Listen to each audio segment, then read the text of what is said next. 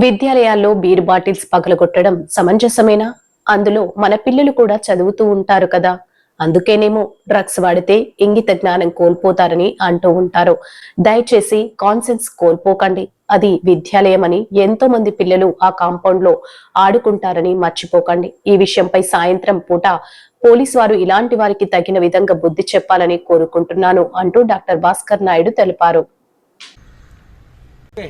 ఇది ప్రభుత్వ junior college and high school ఆవరణంలో ఇలా రాత్రిపూట తాగి చూడండి సిగరెట్లు, వాటర్ బాటిల్స్, ప్యాక ముక్కలు, బీర్ బాటిల్స్ ఇలా పగలగొట్టి గ్రౌండ్లో ఇలా వేస్తే పిల్లలకు ఎలా ఇబ్బంది కలుగుతుంది కదా.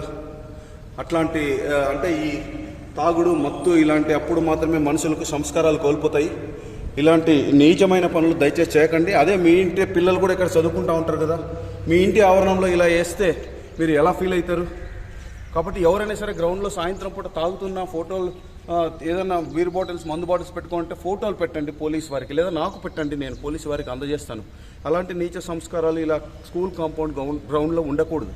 ఇలాంటి వాళ్ళని దండించాలి. అలాంటి వాళ్ళని ఫేస్బుక్లో పెట్టి హెరాస్ చేయాలి. చేస్తారు కదా.